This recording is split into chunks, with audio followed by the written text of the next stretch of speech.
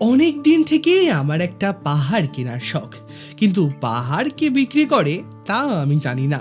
তবে কখনো যদি মন খারাপ হয়, ছুটে যাই পাহাড়ের কোনো একটা অচেনা গ্রামে। মনে হয় ওই যে দূরের পাহাড়গুলো, ওরাই আমার বন্ধু, যাদের সাথে মন খুলে কথা বলা যায়। আর তাই তো গত সপ্তাহে গিয়েছিলাম কালিম্পং থেকে মাত্র ৮ ঘন্টার দূরত্বে অবস্থিত এমন এক অজানা গ্রামে, যেখানে ঘুম ভাঙে শ্বেতকন্যা কাঞ্চনজঙ্ঘাকে দর্শন করে। এই জায়গায় এলে আপনি প্রকৃতির প্রেমে পড়তে বাধ্য। এছাড়াও সন্ধান দেব নানান রকম ফুল গাছে ঘেরা ছবির মতো সুন্দর সাজানো একটা হোমস্টের, যেখানে রয়েছে দারুণ সুন্দর সব রুমের সাথে মেঘ পাহাড়ের খেলা দেখার সুযোগ। শুধুমাত্র এই হোমস্টে থেকেই কাঞ্চনজঙ্ঘার এই রকম ভিউ দেখা যায়। Buddha park, Delo park, Munsong view point, British জলসা বাংলির মতো সাইট সিন ঘুরে সন্ধ্যের আড্ডার সাথে গরম গরম চিকেন বারবিকিউ মনে থেকে যাবে আজীবন। কলকাতা থেকে কিভাবে যাবেন, কত টাকা খরচ আর কিভাবে বা ঘুরে দেখবেন, সমস্ত তথ্য থাকছে আজকের এই ভিডিওতে।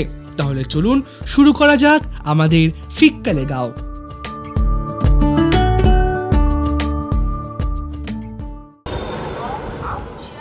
আমাদের ফিক্কালেগাঁও পৌঁছানোর জন্য প্রথমে পৌঁছতে হবে এনজিপি অথবা শিলিগুড়ি। এনজিপি বা শিলিগুড়ি যাওয়ার জন্য বেশ অনেকগুলি ট্রেন রয়েছে। আমরা 1, 2, 3, 4, 3 দার্জিলিং মেলকেই বেছে নিয়েছিলাম। এই ট্রেন রাত 10:15 শিয়ালদা থেকে ছেড়ে পরের দিন সকাল 7:50 এনজিপি পৌঁছে দেবে। এই ট্রেনের সমস্ত ভাড়া স্ক্রিনের উপর আমি দিয়ে দিলাম। ফিক্কালেগাঁও পৌঁছানোর জন্য এনজিপি বা শিলিগুড়ি থেকে রয়েছে রিজার্ভ গাড়ির ব্যবস্থা। ছোট গাড়ির ক্ষেত্রে ভাড়া পড়বে 3,500 টাকার মতো এবং বড় গাড়ির ক্ষেত্রে ভাড়া পড়বে 5,000 টাকা। এছাড়া যারা আমাদের মতো শেয়ারে আসতে চাইছেন, তারা শিলিগুড়ির পানি ট্যাঙ্কি মোড় থেকে মাথাপিছু 200 টাকার বিনিময় অথবা এনবিএসটিসির বাস করে প্রথমে কালিম্পং আসুন এবং তারপর সেখান থেকে নির্দিষ্ট শেয়ার গাড়ি ধরে ফিক্কালেগাঁও পৌঁছতে পারেন। এখন সময় বলছে 12:46। আমাদের শেয়ার গাড়ি এসে নামালো কালিম্পংয়ের যে 3 রাস্তার মুখ রয়েছে ঠিক সেখানটায়। এই সোজা যে রাস্তাটা দেখতে পাচ্ছি, এটা সোজা চলে যাচ্ছে হচ্ছে বাস স্ট্যান্ডের দিকে, ঠিক আছে? আর আমরা কিন্তু উল্টো রাস্তাটা ধরলাম। এই সোজা রাস্তা ধরে বন্ধুরা হেঁটে পৌঁছালাম এই ড্যামবার চক রয়েছে এইখানে। এখানে কিন্তু অনেক গাড়ি স্ট্যান্ড রয়েছে। আমরা হোমস্টেকে ফোন করলাম যে রিজার্ভ গাড়ি পাঠানোর জন্য, তো ওরাই কিন্তু পাঠিয়ে দিচ্ছে এই অবধি। তো সেই গাড়ি করে কিন্তু আমরা সাইট সিন করতে করতে যাবো আমাদের হোমস্টেতে। অবশেষে আমরা উঠে পড়লাম গাড়িতে আর আমরা রওনা হয়েছি এখন ফিক্কালেগাঁওয়ের পথে, এক স্বপ্নের পাহাড়ি গ্রাম। যাই হোক, এখান থেকে কিন্তু ফিক্কালেগাঁওয়ের ডিস্টেন্স মোটামুটি ওই 10 থেকে 12 কিলোমিটার মতো। যেতে সময় লাগবে 8 ঘন্টা, কিন্তু 8 ঘন্টা লাগলেও আমরা ভেবেছি যে এই পথটা একটু ভালো হবে, মানে দেখতে দেখতে চারিদিকে অনেক সাইট সিন রয়েছে, তো সেই সাইট সিনগুলো দেখতে দেখতে আমরা পৌঁছবো। ডেলো পার্ক যাওয়ার আগে ঠিক গাড়িটা আমি একটু দাঁড়াতে বললাম, কারণ রাস্তার ধারে একটা বুদ্ধ পার্ক দেখতে পেলাম। সত্যি মানে চারিদিকে পাহাড় আর তার মাঝখানে বুদ্ধ পার্ক দেখতে দারুণ লাগছিল। তাহলে চলো একটু ভিতরে যাওয়া যাক। এটার নাম হচ্ছে শ্রীরত্ন বুদ্ধ পার্ক, আর এটা হচ্ছে এন্ট্রান্সটা। ফ্ল্যাগগুলো লাগানো রয়েছে লাল, নীল, সবুজ, সত্যি খুব ভালো লাগে দেখতে।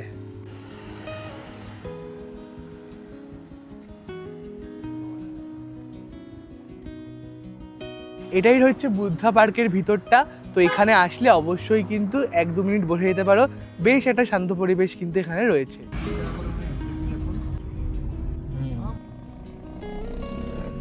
আমরা গাড়ি করে ডেলো পার্কে একদম সামনে এসে পৌঁছালাম আর দেখছি আকাশে কিন্তু প্যারাগ্লাইডিং হচ্ছে, যেগুলো আমরা সিমলা, মানালিতে দেখে থাকি, সেগুলোই কিন্তু এখানে আপনারা আসলে করতে পারবেন। আর এই হচ্ছে একদম সামনের রাস্তাটা। সকালে যেহেতু কোনো ব্রেকফাস্ট খাওয়া হয়নি, এই জন্য ভাবছি আগে এখানে অনেক দোকানপত্র রয়েছে, মোমো টোমো ম্যাগি ট্যাগি বিক্রি হচ্ছে দেখলাম, তো এখান থেকে ব্রেকফাস্ট সারবো আগে, তারপর একদম ডেলো পার্কের ভিতর যাব ঘুরতে। তো আমি 100 টাকা দিয়ে 1 প্লেট চিকেন মোমো অর্ডার দিলাম, তো দেখি এমন টেস্ট।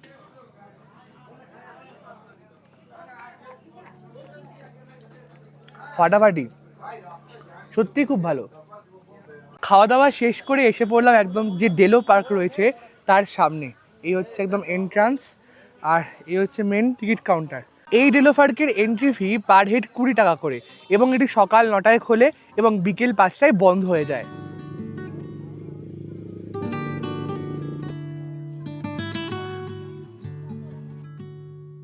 এই ডেলো পার্ক সমুদ্রপৃষ্ঠ থেকে প্রায় 5500 ফুট উপরে অবস্থিত। তো এই পার্ক থেকে পুরো কালিম্পং শহরের একটা প্যানোরামিক ভিউ কিন্তু দেখা যায়। এই দেখুন প্যারাগ্লাইডিং হচ্ছে এখান থেকে। এখন হাঁটতে হাঁটতে উপরে উঠছি, আর একটু আগে রোদ ঝলমলে পরিবেশ থাকলেও যত উপরের দিকে উঠছি না, মানে মেঘ গর্জাচ্ছে, পুরো কালো মেঘে আকাশটা ছেয়ে গেছে।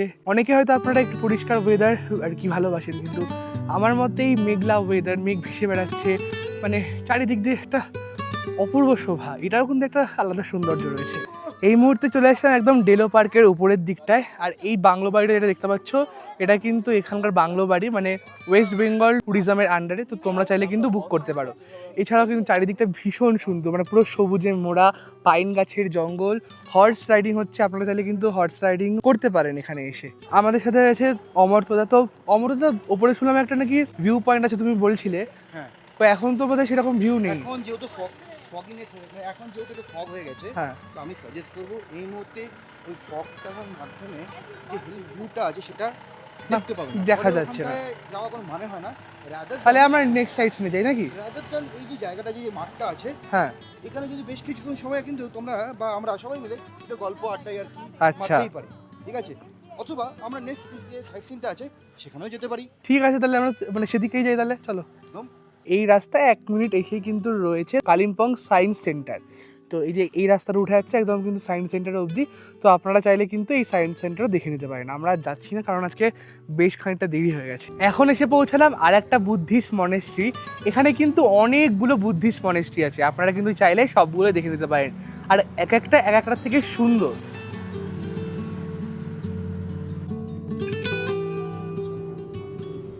এই মুহূর্তে এসে পৌঁছালাম কালিম্পংয়ের হনুমান টকে। আর বেশ কিছুটা কিন্তু খাড়াই রাস্তা, এই রাস্তা দিয়ে উপরে উঠতে হবে। জয় শ্রীরাম।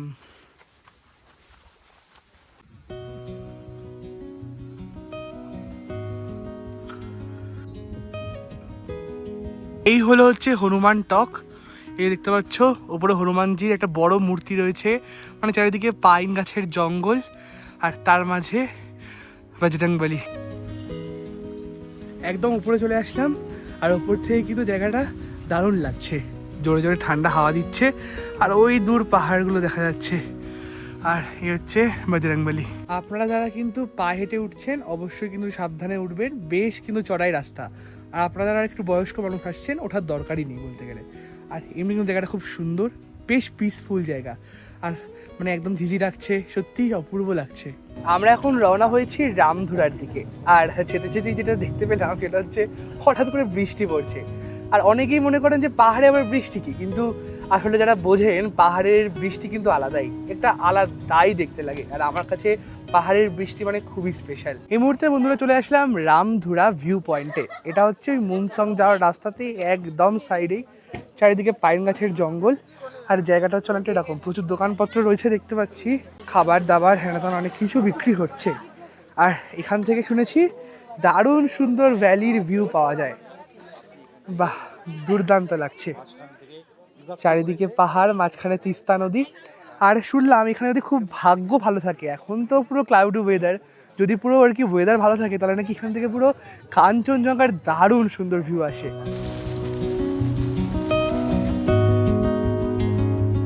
বন্ধুরা, রামধুরা ভিউ পয়েন্ট দেখে আমরা এই মুহূর্তে এসে পৌঁছালাম হচ্ছে জলসা বাংলোতে। তো এই যে এটা দেখতে পাচ্ছ, এটাই হলো হচ্ছে জলসা বাংলো। এখানে পার হেড এন্ট্রি ফি নিয়েছে হচ্ছে 30 টাকা করে। তো আমার কিন্তু জায়গাটা বেশ পছন্দ। আমি এখানে আগেও একবার এসেছি, যখন আমি দারাগাঁওতে এসেছিলাম, সেই ক্ষেত্রে চারিদিকে হচ্ছে বিভিন্ন ধরনের গাছপালা। আর এখানে কিন্তু একটা মানে স্টোরি আছে। আগেকার যুগে, মানে বেশ আজ থেকে প্রায় 30-40 বছর আগে, তখন কিন্তু এখানে শিনকোনা গাছের চাষ করা হতো। এখনও হয়, কিন্তু আগে অনেক বেশি পরিমাণে হতো। তো সেই শিনকোনা গাছের চাষ করতো কিন্তু সাহেবরা, মানে ইংরেজ সাহেবরা। আর সেই সূত্রেই কিন্তু সেই সাহেবরা এখানে এসে থাকতো, আর তাই তাদের জন্য এই বাংলো কিন্তু তৈরি করা হয়। তো এটাই কিন্তু জলসা বাংলো। আপনারা কিন্তু এই বাংলোতে থাকতেও পারেন। তো সেক্ষেত্রে কিন্তু বুকিং আপনাদের আগে থেকেই করতে হবে। আর জলসা বাংলোর পাশে দেখুন কি সুন্দর রামধনু উঠেছে, মানে যেহেতু একটু আগে বৃষ্টি হয়ে গেল,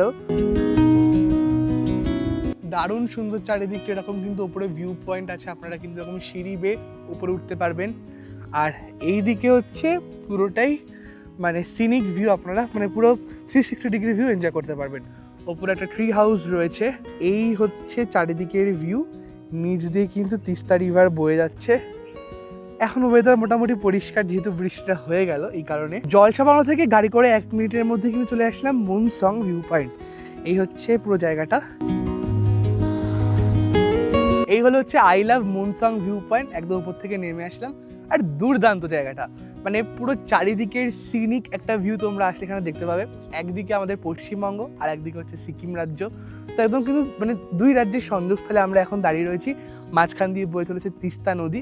দুর্দান্ত লাগছে, মানে এই ল্যান্ডস্কেপকে যদি তোমরা একবার দেখো না, আর নিজের মনকে ধরে রাখতে পারবে না। দুর্দান্ত, আমার তো ভীষণ পছন্দ হয়েছে। একবার আসলে অবশ্যই এখান থেকে ঘুরে যেও। অবশেষে আমরা রওনা হলাম আমাদের হোমস্টের উদ্দেশ্যে। এখানে মোটামুটি যতগুলো সাইট সিন ছিল আপনাদেরকে দেখিয়ে দিলাম। আপনারা যদি আসেন অবশ্যই কিন্তু এগুলো ঘুরে দেখতে পারেন। এখন বন্ধুরা প্রায় ঘড়ি কাটা বাজতে চললো বিকেল 4:44, মানে প্রায় 5টাই বাজতে যায়। আর অবশেষে আমরা এসে পৌঁছলাম আমাদের হোমস্টেতে, ফিক্কেলেগাঁওয়ের হারমোনি হোমস্টে। জায়গাটা কিন্তু অপূর্ব সুন্দর। এই হচ্ছে ওঠার জায়গা। একটা রুম রয়েছে দেখতে পাচ্ছি, নাম শাস্তার। আচ্ছা, মানে মানে এইভাবে কিন্তু নামকরণ রয়েছে দেখতে পাচ্ছি। আর একদম রুমের সামনেই এইরকম একটা লন এরিয়া, আর তার সামনে থেকে এরকম পাহাড়ের ভিউ। সত্যি অপূর্ব লাগছে, মানে সকালবেলা যদি এখানে বসা যায় না, এরকম পাহাড়ের ভিউ দেখতে দেখতে চা খাওয়ার কিন্তু পুরো মজাটাই আলাদা। আর এইটা আমাদের রুম, মেঘতরি। বেশ সুন্দর সুন্দর নাম কিন্তু দিয়েছে রুমগুলোর। আর এখানেও কিন্তু আর একটা লন রয়েছে, ওখানে কিন্তু একটা মানে অ্যাক্টিভিটি এরিয়া টাইপের রয়েছে। এখানেও সিটিং এরিয়া রয়েছে। আর এই জায়গাটা একটু দেখিয়ে দিই, একটা সেলফি পয়েন্ট মতো রয়েছে। দুর্দান্ত। প্রায় কিন্তু সূর্যাস্ত হতেই চললো, আর এই সূর্যাস্তের শেষ আভাতে দুর্দান্ত লাগছে। এই হচ্ছে আমাদের আপাতত 2 দিনের ঠিকানা মেঘতরি। ভেসে চলি নীল আকাশে স্বপ্নের দিগন্তে। একদম 2 দিন স্বপ্নের মতো করেই আমাদের কাটবে। যাই হোক, একটু রুমটা দেখিয়ে দিই আপনাদের। এখানে কিন্তু একটা কুইন সাইজের বেড রয়েছে, এদিকে একটা বেড রয়েছে, এবং এদিকে সেম সাইজেরই বেড রয়েছে। আর এই বেডের সাথে কিন্তু দিয়ে দিয়েছে হচ্ছে বালিশ, রয়েছে মোটা ব্ল্যাঙ্কেট, হাওয়াল দিয়ে দিয়েছে। সেম অ্যাজ কিন্তু এইটাতেও কিন্তু দিয়ে দিয়েছে, রয়েছে ব্ল্যাঙ্কেট, আর যা যা রয়েছে সমস্ত কিন্তু অ্যামিনিটিস দিয়ে দিয়েছে। এখানে দেখতে পাচ্ছি রয়েছে প্লাগ পয়েন্টের ব্যবস্থা এক্সট্রা। ঠিক আছে, মানে এমনি কিন্তু কোনো অসুবিধা আপনাদের হবে না। সম্পূর্ণ রুমটা কিন্তু খুব ভালোভাবে সাজানো, মানে একদম ছিমছাম রুম বলতে গেলে। মানে পাহাড়ের বাড়ি যেরকম হয়, আমরা যখন পাহাড়ে আসি খুব একটা লাক্সুরিয়াস কিছু আমার পছন্দ হয় না পার্সোনালি। একটু মনে হবে নিজের বাড়িতে আছি, এরকম তাদের ফিলিং হয়। এই হোমস্টেটা মানে হারমোনি হোমস্টে ফিক্কেলেগাঁওয়ের ঠিক তেমনই কিন্তু বন্দোবস্ত রয়েছে এখানে। এই রুমের এদিকে রয়েছে হচ্ছে বাথরুম, তবে বাথরুম দেখাবো। তার আগে যেটা না দেখালেই নয়, সেটা হচ্ছে এই রুম থেকে পুরো একদম এই সোজা কিন্তু দারুণ সুন্দর একটা mountain view and Kanchenjunga view একটা উইন্ডো রয়েছে। মানে আপনারা ধরুন সকালবেলা ঘুম থেকে উঠছেন এবং বিছানা থেকেই শ্বেত শুভ্র কাঞ্চনজঙ্ঘাকে দর্শন করতে পারছেন। হ্যাঁ, ঠিক সেরকমই হবে। এখন ওয়েদার ক্লিয়ার নেই, এর জন্য কাঞ্চনজঙ্ঘারও দেখা নেই। আশা করি আপনারা যখন আসবেন অবশ্যই দেখতে পাবেন। তো এটা কিন্তু এই রুমের মানে one of the plus point বলতে গেলে। এই হচ্ছে বাথরুম, বাথরুমটা শেষে দেখিয়ে দিই। বাথরুমটাও ছিমছাম। এখানে একটা মিরর দিয়েছে, এখানে একটা বেসিন রয়েছে, হ্যান্ড ওয়াশ রয়েছে, মিনি গিজার দিয়ে দিয়েছে। তো শাওয়ার টাওয়ার সমস্ত কিছু পরিষ্কার পরিচ্ছন্ন বাথরুম। ওয়েস্টার্ন টয়লেট রয়েছে। এক কথায় পরিষ্কার পরিচ্ছন্ন হাইজিনের একটা বাথরুম বলতে গেলে এখানে আপনারা পেয়ে যাবেন। আপনাদের তো রুমগুলো দেখিয়ে দিলাম। এই ফিক্কেলেগাঁওয়ের হারমোনি হোমস্টে কিন্তু পুরো নিজের বাড়ির মতো ফিলিং দিচ্ছে। মানে একটা পাহাড়ের বাড়ি যেরকম হয়, আমি কিন্তু প্রথমেই বললাম যে খুব কিন্তু লাক্সুরি রুম কিন্তু এখানে আপনারা পাবেন না। একদম কিন্তু সাধারণ রুম, তার সাথে কিন্তু অসাধারণ ভিউ, যেটা সবচেয়ে দরকারি আমার কাছে। তো সেটা কিন্তু এখানে ভরপুর রয়েছে।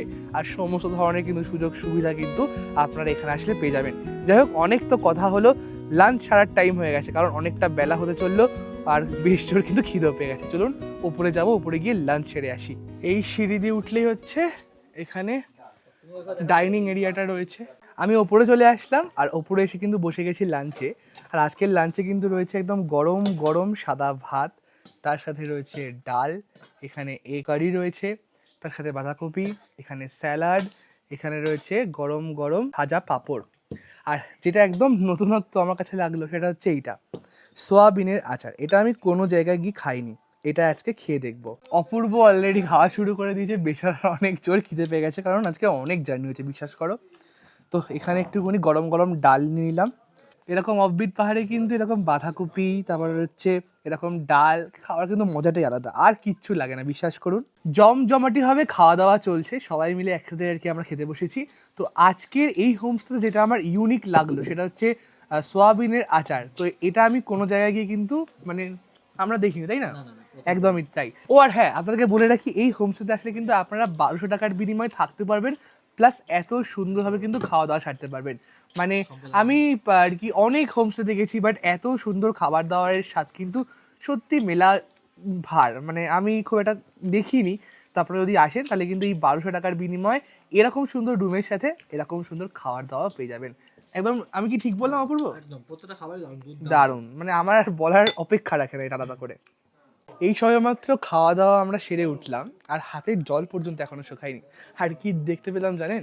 এই দেখুন, সে তো শুভ্র কাঞ্চনজঙ্ঘা আমার সামনে, মানে যার দেখার জন্য এত অপরিসীম অপেক্ষা আমরা বাঙালিরা করে থাকি যে কোনো জায়গায় গেলে, মানে উত্তরবঙ্গ আসা মানে একবার হলেও এই কাঞ্চনজঙ্ঘাকে দেখতেই হবে। তো একদম একদম, আমাদের কিন্তু ড্রোনও উড়ে গেছে উপরে কাঞ্চনজঙ্ঘা ক্লিপ নেওয়ার জন্য। আর মানে আমি জানি না মানে ঠিক কতটা আমি দেখাতে পারছি, বাট তা আমি চেষ্টা করছি দেখানোর। এই হচ্ছে সেই অপরূপ কাঞ্চনজঙ্ঘা, সত্যি সত্যি মুগ্ধ হয়ে তাকাতে হয় তার দিকে। এখন প্রায় ঘড়িতে বাজতে চললো 7:30 মতো, আর আমার দেখেছেন পাশের 2 খালা কিন্তু বডিগার্ড নিয়ে বসেছি। যাই হোক, এখন কিন্তু সন্ধে হয়ে গেছে, আর বসেছি কিন্তু গরম গরম চা নিয়ে, আর সাথে রয়েছে গরম গরম চিকেন পকোড়া।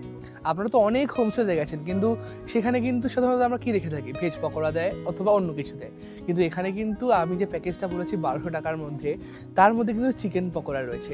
দুর্দান্ত একটা সন্ধে কিন্তু আমরা সবাই মিলে একসাথে এনজয় করছি। দারুণ সুন্দর লাইটে সেজে উঠেছে আমাদের এই হারমোনি হোমস্টে, আর সাথে আমার এই 2 পোষ্য এখানে দারুণভাবে আলাপ হয়ে গেছে এনাদের সাথে। এইভাবেই কিন্তু সন্ধ্যেটা কেটে যাবে আমার।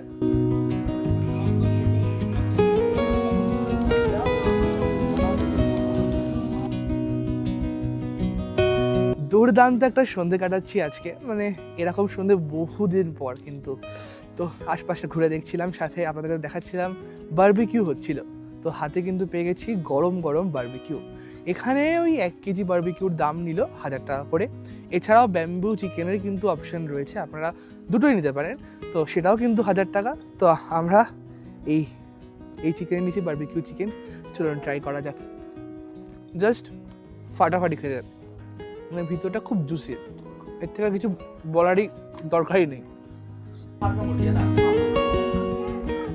এখন কিন্তু প্রায় ঘড়ির কাঁটা বাজতে যায় রাত 10:07। অনেকটাই রাত হয়ে গেছে, আর রাত হওয়ার সাথে সাথে কিন্তু ঠান্ডাটাও বেড়েছে। একটু ওয়েদারটা দেখিয়ে দিই। এখন কিন্তু আমরা যে জায়গায় রয়েছি সেখানে ওয়েদার বলছে এই। যাই হোক, একদম কিন্তু ডিনার করতে চলে আসলাম সঙ্গে সঙ্গে। আজকের ডিনারে রয়েছে হচ্ছে এরকম হাত রুটি, আর সাথে হচ্ছে দেশি চিকেন। এই দেশি চিকেন দিয়ে আজকে কিন্তু জমিয়ে ডিনার হবে। আপনারা আসলে এমনি কিন্তু ব্রয়লার মুরগি থাকবে, আর যদি মাটন বা দেশি চিকেন নিতে চান তাহলে কিন্তু সেক্ষেত্রে এক্সট্রা পেমেন্ট করতে হবে। তো এখানে কিন্তু আমি 2 পিস রুটি নিলাম, একদম অল্প করে ডিনার করবো আজকে। বেশ ভালো খেতে, ঝাল ঝাল দেশি চিকেনের সাথে পুরো জমে গেল ডিনারটা। যাই হোক, এখন ডিনারটা শেষ করি, আপনার সাথে কালকে সকালবেলা দেখা হচ্ছে।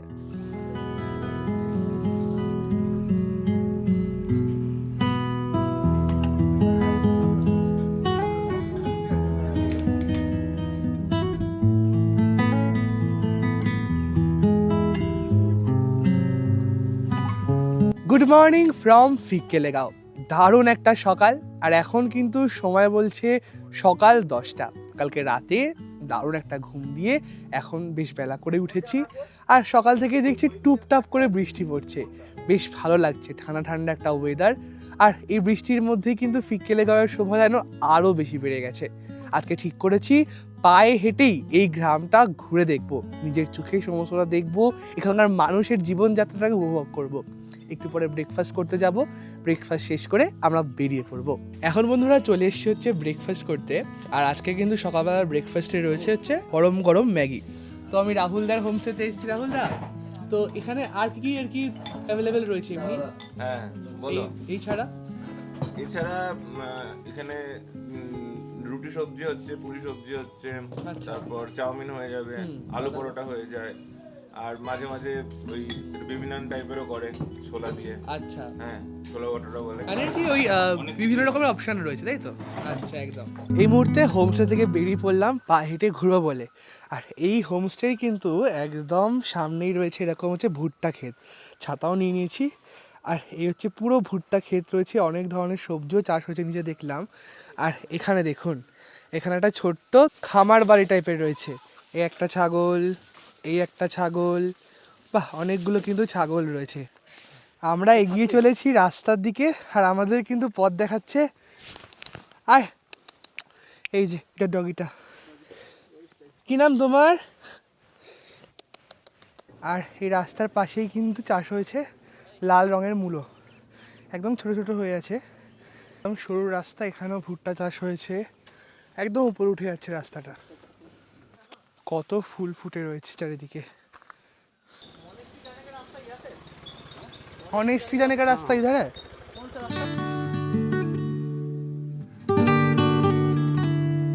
অবশেষে হাঁটতে হাঁটতে পৌঁছে গেলাম আমাদের মনেশ্রী হোমস্টে থেকে। 10 মিনিট লাগলো আসতে।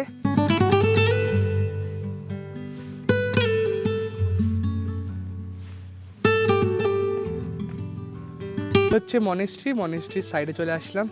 এরকম লাট্টু ঘুরছে, যার মধ্যে কিন্তু অনেক আর কি মন্ত্র লেখা রয়েছে। একটা অন্যরকম এক্সপিরিয়েন্স হচ্ছে, জানেন তো, মানে এরকম ছবির মতো সুন্দর সাজানো একটা গ্রাম, তার সাথে একটা ছোট্ট বুদ্ধিস্ট মনেস্ট্রি, এক কথায় সব মিলিয়ে দুর্দান্ত। এই হচ্ছে মনেস্ট্রির ভিতরটা। এখানে কিন্তু বুদ্ধদেবের মূর্তি রয়েছে।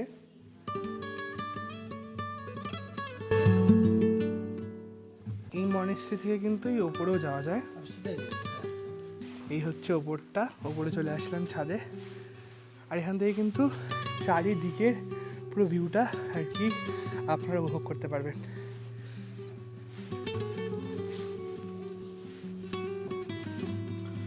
দুর্দান্ত লাগছে, মানে একদম মনেস্ট্রির ছাদের উপর আছি। আর এখান থেকে পুরো গোটা ফিক্কেলেগাঁওয়ের সহ বিভিন্ন জায়গায় ভিউ পাওয়া যাচ্ছে।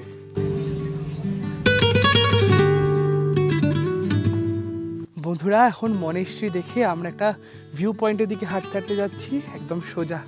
আর ওপরে নীল লাল এগুলো উঠছে, দুর্দান্ত লাগছে। ঝাউ গাছের জঙ্গলের মধ্য দিয়ে এরকম ছোট্ট সুড়ি পথ, সাথে বৃষ্টি পড়ছে। সামনে রয়েছে ভিউ পয়েন্ট, একদম মনেস্ট্রি থেকে পায়ে হাঁটায় 2-3 মিনিটের দূরত্ব বলতে গেলে। চলুন।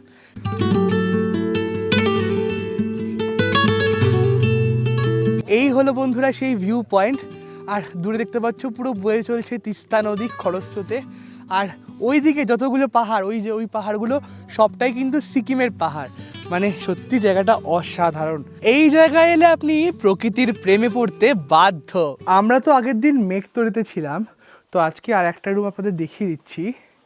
এই রুমটা হচ্ছে, নাম হচ্ছে সাজতারা। তো এই রুমটাও কিন্তু অনেকটা সেম। এদিকে একটা বেড রয়েছে, এদিকে একটা বেড রয়েছে। এখানে মোটামুটি কিন্তু একটা রুমে 4 জন আরামসে শুয়ে পড়তে পারবে। এখানে কিন্তু ব্ল্যাঙ্কেট দিয়ে দিয়েছে, মানে আমাদের রুমে যা যা রয়েছে এখানেও কিন্তু ঠিক সেম জিনিসপত্র সবই একই রয়েছে। আর এই জানলা থেকে তো আপনাদের আগেই বলেছি পুরো কাঞ্চনজঙ্ঘা দেখা যায়, পুরো এই সোজা কিন্তু পুরো কাঞ্চনজঙ্ঘা দেখা যায়। এখন যেহেতু ওয়েদার পরিষ্কার নয়, এর জন্য কিন্তু সেটা ভিজিবল হচ্ছে না। এমনি কিন্তু সব মিলিয়ে কিন্তু রুমটা ফাটাফাটি বলতে গেলে।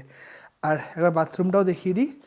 এই হলো হচ্ছে বাথরুম, একদম ছোট্টখাট্টোর মধ্যে একটা পরিষ্কার পরিচ্ছন্ন বাথরুম যাকে বলে। ওয়েস্টার্ন টয়লেট রয়েছে, 24 আওয়ার্স গরম জলের সুবিধা রয়েছে, সবই মোটামুটি ঠিকঠাক রয়েছে। এখানে একটা ছোটো মিনি বেসিন দিয়ে দিয়েছে, এখানে মিরার দিয়ে দিয়েছে, বেশ কিন্তু পরিষ্কার পরিচ্ছন্ন বাথরুম। পাঁচতারার পর আপনাদের আর একটা রুম দেখিয়ে দিই, এটা হচ্ছে আরণ্যক। এটা কিন্তু একটা কটেজ রুম বলতে গেলে।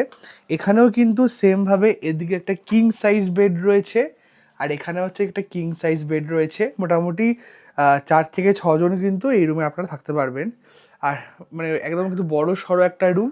আর তার সাথে যেটা সবচেয়ে স্পেশাল, মানে সব কটা রুম থেকে কিন্তু এরকম কাঞ্চনজঙ্ঘা ভিউ আপনারা উপভোগ করতে পারবেন। ঠিক এই সোজা হচ্ছে কাঞ্চনজঙ্ঘা আপনারা দেখতে পাবেন। এখন পুরোটাই মেঘে ঢেকে রয়েছে। আপনাদের কালকে সকালবেলা আমি দেখিয়ে দেবো, হয়তো কালকে সকালবেলা হয়তো পরিষ্কার হতে পারে একটু ওয়েদারটা। যাই হোক, তো এর বাথরুমটা একটু দেখিয়ে দিই। বাথরুমটা হচ্ছে এরকম টাইপের, বেশ কিন্তু পরিষ্কার পরিচ্ছন্ন হাইজেনিক একটা রুম বলতে গেলে। আর এই রুমের সাথে যেটা আর কি সবচেয়ে বড় পাওয়া সেটা হচ্ছে এরকম একটা প্রাইভেট ব্যালকনি, যেটা কিন্তু আর রুমগুলোর সাথে নেই। এই যে হচ্ছে রুমের সামনেই কিন্তু এরকম একটা প্রাইভেট ব্যালকনি। আর এই ব্যালকনি থেকে কিন্তু সকালবেলা বসে চা খেতে খেতে কিন্তু আপনারা এরকম সুন্দর পাহাড়ের দৃশ্যের সাথে শ্বেতকন্যা কাঞ্চনজঙ্ঘাকে কিন্তু উপভোগ করতে পারবেন। এখন দেখা যাচ্ছে না, আগেই বললাম ক্লাউডি ওয়েদার যেহেতু। আর চারিদিকটা সত্যিই খুব সুন্দর, মানে একেবারে কিন্তু সমস্ত প্রাকৃতিক শোভা এখানে আপনারা দেখতে পাবেন এলে। ঘড়ির কাঁটায় বাজতে চললো প্রায় 2:30 মতো। তো মোটামুটি লাঞ্চে বসে পড়েছি, অনেক কিছুই আছে। আর কালকে যা যা ছিল সবই রয়েছে, ডাল ঠাল স্যালাড সবই রয়েছে।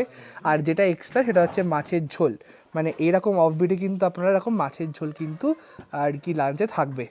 তো আপনারা যদি 2 দিন স্টে করেন তাহলে কিন্তু এই মাছের ঝোল আপনারা পেয়ে যাবেন।